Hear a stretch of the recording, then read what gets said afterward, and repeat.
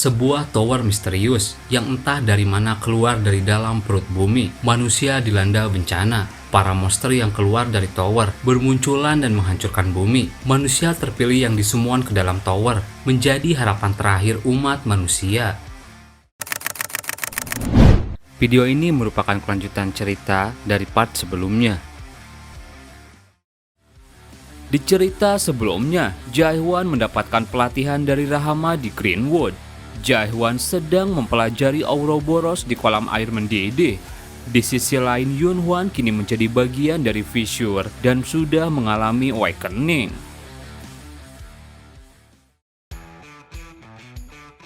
Beberapa waktu kemudian, Rahamad mengajak Runa dan Karavan ke suatu tempat. Karavan heran, panas sekali di sekitar sini. Runad menjawab, di sini memang panas kapanpun kita datang. Karavan mulai lesu. Mereka menyebut tempat ini sebagai api penyucian. Katanya ada kolam air terpanas di sini dan Heaven Slayer ada di sana. Runad menjawab, kau benar, sudah sekitar 2 bulan berlalu, tapi tidak ada tanda-tanda dia keluar. Karavan bilang, dia pasti menyembunyikan dirinya karena takut. Kalau ketemu aku akan menunjukkan hasrat sejati menggosok tanpa henti Karavan. Mereka terus berjalan, Karavan tambah lesu. Aku tertawa berlebihan dan sekarang aku capek. Apa jaraknya masih jauh? Rahamad berkata, Mohen Tora Mahoson, yang artinya kita hampir sampai, bertahanlah sebentar lagi. Karavan bingung, apa yang dia katakan? Dia pikir kita mengerti. Runad bilang, dia bilang berhenti mengeluh. Walau aku tak mengerti, terkadang aku tahu maksudnya. Setelah itu Rahamad berhenti. Liberuna, yang artinya kita telah sampai. Toea, di api penyucian. Mereka berdua sontak heran. Airnya benar-benar mendidih. Kabutnya banyak sekali sampai aku tidak bisa melihat apa-apa. Kemudian Karavan melihat Jae-hwan sedang bertapa di bawah air terjun dengan sebuah energi baru yang keluar dari dalam tubuhnya. Karavan bilang, apa sosok mengambang di udara itu Heaven Slayer? Runad juga bingung kapan dia mempelajari setting tipe terbang. Karavan menjawab, itu bukan setting.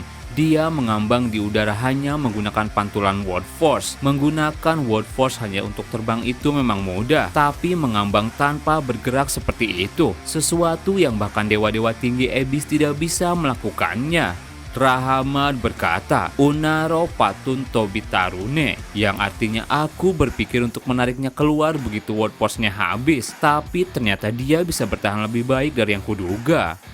Rahamad kemudian melayang melewati kolam tersebut. Di depan Jae-hwan, Rahamad bilang, Nas Tuketo Bakort, yang artinya kau adalah orang yang melepaskan pakaian dengan begitu cepat. Noa Tuke Nastohean, yang artinya tidak ada yang pernah melepaskan pakaian secepat dirimu. Jae-hwan membuka matanya dan berkata, bertarunglah denganku. Rahamad hanya tersenyum. Nas Gibera, yang artinya kau tak sebanding denganku. Tanpa basa-basi, Jae-hwan langsung menyerangnya dengan kekuatan baru. Rahamad bisa menangkisnya. Nasliru Nuah Ouroboros, yang artinya sepertinya kau telah menyadari Ouroboros. Jae-hwan berkata, jadi ini Ouroboros yang kau bicarakan. Rahamad menjawab, ada banyak Ouroboros. Jae-hwan bilang, aku tidak mau mendengar jawaban yang tak ada artinya. Tabrakan serangan mereka membuat kolam air panas itu menyembur. Karavan panik. Kenapa mereka bertarung? Runad tetap di belakangku. Jae-hwan berpijak di atas kolam dan kembali menyerang. Sejenak Jae-hwan teringat perbincangannya dengan Rahamad. Jae-hwan terus bertanya, apa Midgard benar-benar ada? Apa kau Midgard? Apa kau pengikut Gestalt? Apa sebenarnya Ouroboros itu? Jae-hwan terus bertanya seperti anak kecil yang dipenuhi rasa penasaran. Ia melontarkan pertanyaan yang tidak ada habisnya. Namun dari sekian banyak pertanyaan yang tak terhitung jumlahnya, Jae-hwan selalu hanya mendapatkan satu jawaban, Ouroboros.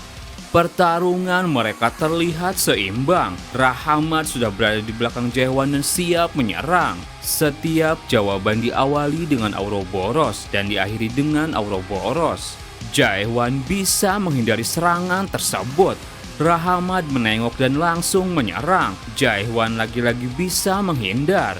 Suatu jawaban tanpa sebab atau akibat, sebuah logika yang tidak jelas bagaikan ular yang melahap ekornya sendiri, suatu paradok yang bisa dijelaskan dengan kontradiksi. Bahkan Rahmat atau orang-orang lainnya tidak mampu menjelaskan Ouroboros sepenuhnya karena memang tidak pernah bisa dijelaskan oleh akal.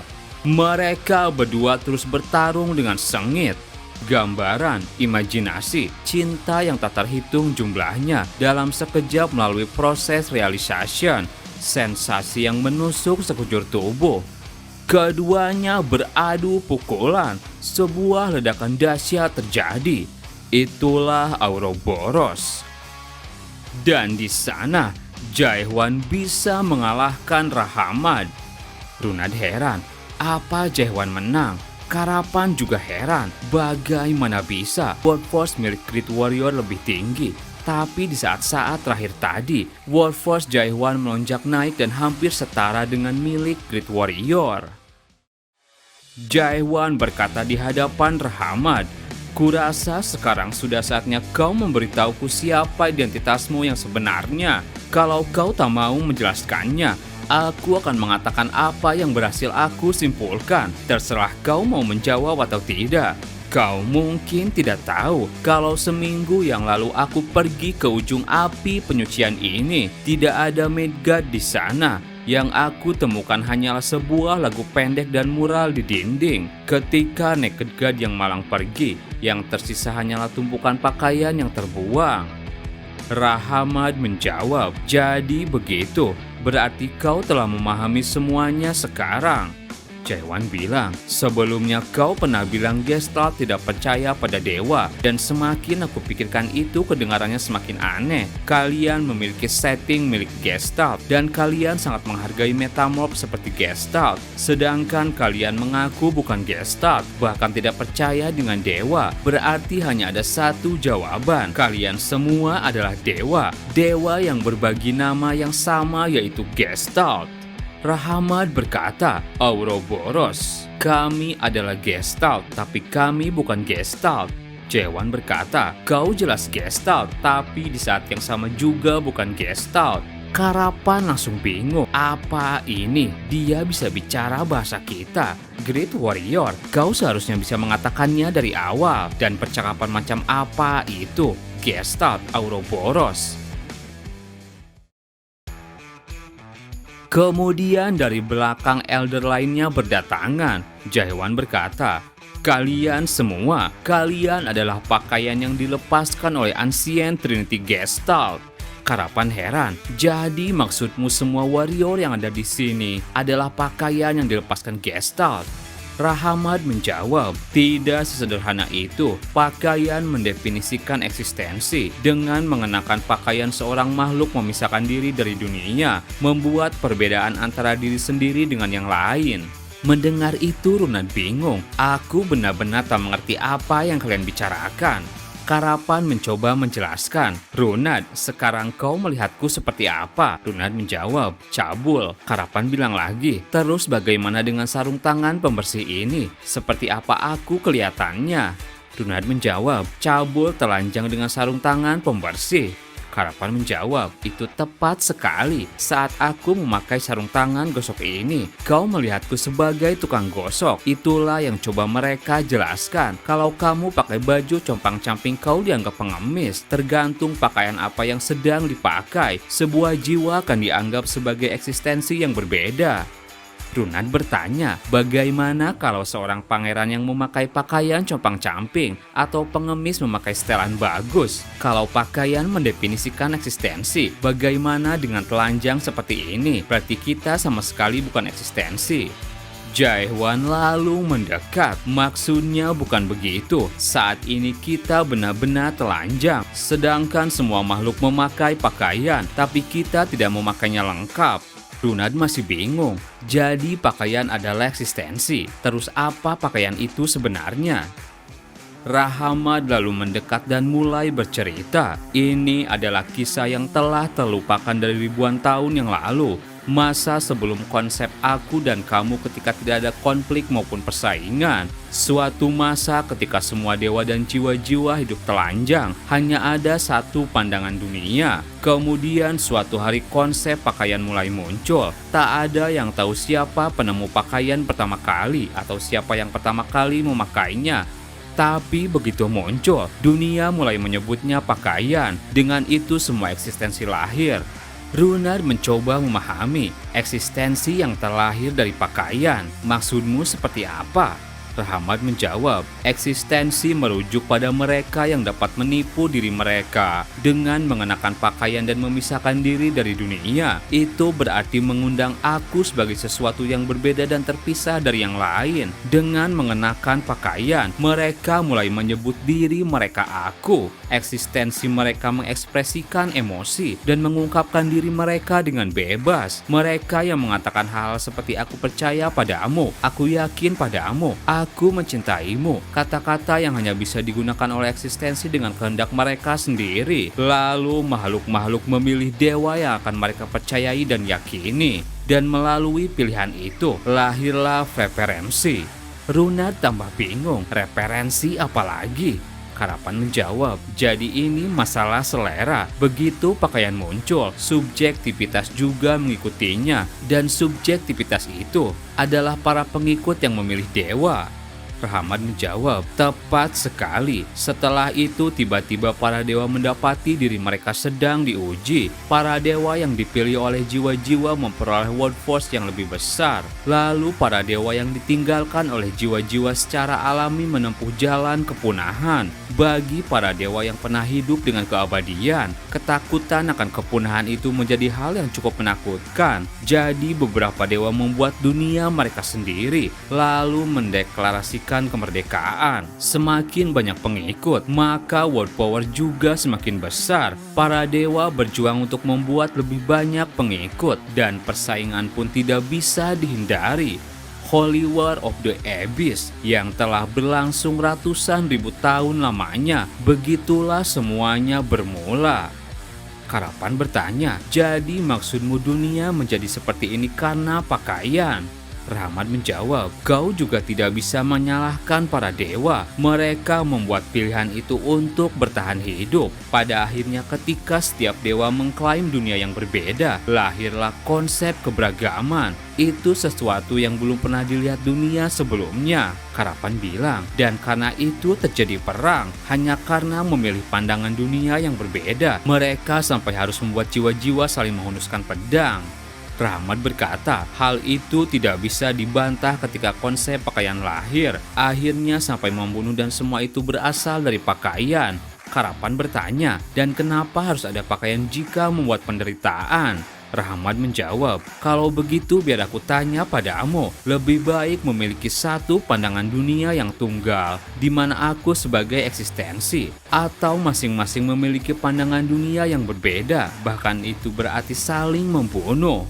Jaehwan lalu berkata, aku akan menjawabnya, sebuah dunia di mana masing-masing dunia memiliki pandangan yang berbeda, tapi tidak saling membunuh. Itulah dunia yang ingin dicapai. Karapan bilang, hal konyol seperti itu tidak mungkin terjadi, karena sejarah Abyss sendiri yang membuktikannya. Perbedaan melahirkan perselisihan, dan perselisihan melahirkan konflik. Jaehwan bertanya, lalu apa ada dewa yang mencoba menghentikan perang? Rahmat menjawab, tentu saja ada. Dewa yang menyadari arti sebenarnya dari pakaian. Dewa yang memperoleh kekuatan untuk mengendalikan dunia ini lewat pakaian. Seorang dewa yang terlahir sebagai manusia, yang melampaui pakaian dan naik ke Divine Throne. Jaehwan berkata, Ancient Trinity yang ingin mencoba mematikan perang. Rahmat menjawab, betul sekali, Ancient Trinity. Mereka adalah makhluk yang bangkit menuju dewa dari jiwa manusia, lahir melalui pakaian. Mereka lebih peka terhadap konsep tersebut daripada yang lain. Dengan menggunakan pakaian mereka bisa menjadi lebih kuat daripada yang lain. Dan mereka dibedakan dengan jawaban yang berbeda dari pertanyaan yang sama. Apa itu pakaian?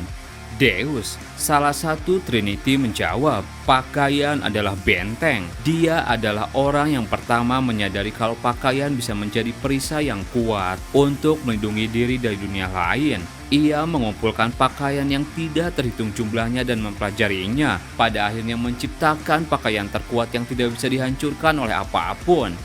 Sementara itu, dewa lain memberikan jawaban yang berbeda dari pertanyaan yang sama. Katrastop bilang pakaian itu menular. Katrastop adalah yang pertama menyadari jika eksistensi saling mempengaruhi satu sama lain. Dia menciptakan konstruksi ajaib yang dapat melipat gandakan pengikutnya secara paksa. Dan yang terakhir, seorang dewa memberikan jawaban teraneh untuk pertanyaan apa itu pakaian. Pakaian harus dilepaskan, itulah Naked God. Hasil penelitiannya menciptakan setting Naked File. Dan dia adalah Gestalt. Intinya, Deus mengembangkan pakaian untuk menyembunyikan diri dalam benteng. Katrastop memperluas dunia dengan infeksi jiwa yang tak terhitung jumlahnya. Dan Gestalt mengembara tanpa pakaian ke tempat manapun. Hingga kemudian, 3 Ancient Trinity yang diakui semua orang sebagai yang terkuat menjawab permohonan dewa-dewa yang putus asa agar bisa mengakhiri perang yang tanpa henti. Ancient Trinity lalu berkumpul di tempat yang sekarang dikenal sebagai Grandwood. Dan di sana mereka saling bertanya bagaimana mengakhiri perang ini. Masing-masing Trinity memberikan jawaban tersendiri. Deus bersikeras bahwa setiap orang harus mengenakan pakaian ciptaannya. Katrastop menegaskan bahwa semua orang harus jadi pengikutnya. Gestalt berpendapat bahwa setiap orang harus meninggalkan pakaiannya. Hingga jawaban mereka tidak menemukan titik terang. Para dewa itu terpecah belah dan masing-masing mengejar visi mereka sendiri. Jaewan dalam hatinya berpikir, itu adalah kisah 210.000 tahun yang lalu, awal mula dari Ancient Trinity War. Karapan bilang, mulai dari titik itu aku sudah sedikit mengerti. Big Brother muncul setelah perang berakhir. Aku tak tahu detailnya, tapi Trinity War melenyapkan para Ancient Trinity dan Big Brother menjadi penguasa Abyss. Rahmat berkata, saat itulah kami terpisah dari Gestalt, lebih tepatnya kami dilepaskan. Runa tambah pusing. Mau seberapa keras aku memikirkannya, aku tetap tidak mengerti apa pakaian sebenarnya. Dan apa maksud kalian adalah warrior yang dilepaskan oleh Gestalt? Tolong definisikan secara sederhana. Bukankah pakaian yang kita kenakan tidak menentukan keberadaan kita? Misalnya karena kamu megang pedang, itu belum tentu menjadikanmu seorang swordman. Pedang itu bisa saja untuk memasak atau merampok seseorang. Rahmat bilang, Ouroboros yang lucu, kau benar. Bagaimana mungkin satu set pakaian menentukan seluruh eksistensi, tapi pakaian tetaplah mendefinisikan eksistensi. Kau bocah telanjang, di saat yang sama kau pengikut Jaewan dan juga teman si Karapan, dan kau bagian dari Great Ouroboros, begitulah pakaianmu. Ronald menyadari sesuatu. Berarti seorang pangeran dengan pakaian compang-camping tetaplah seorang pangeran. Itu karena kita tidak memakai satu set pakaian. Kita adalah makhluk yang terbuat dari pakaian yang tak terhitung jumlahnya. Semua pasukan Elder tersenyum. Rahmat berkata, pakaian bukanlah ego ataupun kepribadian, tapi pakaian adalah bagian penting yang membentuk diri kita. Runad bilang, saat kau bilang para warrior di sini adalah pakaian Gestalt, apa maksudnya? Jaewan berkata, sebenarnya mereka adalah pecahan-pecahan yang tersebar dari Gestalt itu sendiri. Tapi kenapa Gestalt melepaskan kalian semua dan lenyap? Apa ini ada hubungannya dengan relik komponen Gestalt? Rahmat bilang, kau memang tak pernah gagal membuatku terkejut. Kami seperti ini karena Eye of Gestalt. Karapan kaget. Itu salah satu dari 3 Divine artefak yang memutuskan link, yang berarti hanya Trinity yang bisa melawan Trinity. Andersen pasti menyuruh kita ke sini untuk itu. Rahmat bilang, kalau begitu izinkan aku bertanya padamu, menurutmu apa sebenarnya metamorph itu? Jaewan menjawab, secara harfiah itu adalah tindakan melepaskan pakaian. Kau juga bisa menyebutnya membagi keberadaan. Rahmat bertanya lagi, tahukah alasan kau melakukan metamorph? Jaewan menjawab, alasan metamorph kalau boleh aku tebak untuk meningkatkan word power. Rahmat berkata, sudah kuduga kau masih belum mengerti. Jika pakaian adalah bagian dari eksistensi, maka metamorph tidak meningkatkan word power. Justru itu menurunkannya. Memisahkan eksistensi tidak mungkin meningkatkan word power. Jaewan heran, tapi aku jelas merasakan kalau word powerku meningkat. Apa kau bisa menjelaskan apa yang terjadi pada aku? Rahmat menjawab, sekali lagi metamorph tidak meningkatkan word power. Di Abyss hanya ada dua cara untuk meningkatkan word power, membunuh dewa lain dan mencuri milik mereka, atau mendapatkan pengikut. Tidak ada pengecualian selain itu. Kemudian Rahmat meningkatkan word powernya. Para elder mulai bernyanyi, Naked God yang kesepian, tanpa seorang teman, tanpa seorang pengikut. Rahmat berkata, bahkan tanpa pengikut, kepercayaan masih tetap ada. Semua dewa mendapatkan kepercayaan dari para pengikutnya untuk meningkatkan word power mereka. Dan Gestalt adalah dewa yang tidak mencuri dunia siapapun. Dia tidak pernah memaksakan dunianya sendiri kepada siapapun juga. Lalu menurutmu bagaimana dewa seperti itu bisa meningkatkan word power? Cara untuk bertambah kuat tanpa merugikan siapapun dan tanpa menerima satupun. Ia melepaskan dan terus melepaskan tanpa henti, membuang eksistensi yang tidak terhitung jumlahnya. Eksistensi itu menjadi eksistensi yang lain. Begitulah pakaian menurut Gestalt. Karapan heran, bagaimana mungkin cara seperti itu ada? Jaewan berkata, sekarang aku mengerti, kalian adalah Gestalt itu sendiri. Melalui metamorph, Gestalt melepaskan kalian dan mengubah pecahan-pecahan itu menjadi pengikutnya sendiri. Rahmat bilang, kau benar.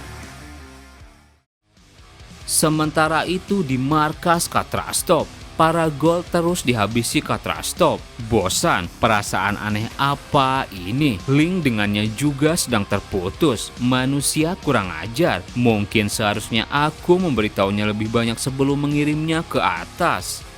Mendadak Katrastop merasakan sesuatu. Tekanan ini. Sekelompok orang lalu muncul. Jadi rumornya benar. Resurrection Palace benar-benar dipindahkan ke tempat lain. Seorang menjawab, penguasa tempat ini sedang menunggu kita. Benar sekali, sudah lama Katrastop, enyahlah sekarang. Salah satu dari mereka adalah Overlord First Region of the Forest Lord bernama Ilineus. Juga seorang Overlord kedua Region Lord of Ruin bernama Siegfried. Dan Overlord ke-9 Region Pitch Dark Monarch bernama Zero. Katrastop hanya tersenyum melihat kedatangan mereka. Sepertinya aku tak bisa menepati janji yang kubuat padanya. Terima kasih buat teman-teman yang udah nonton video ini sampai habis. Mohon maaf jika ada salah.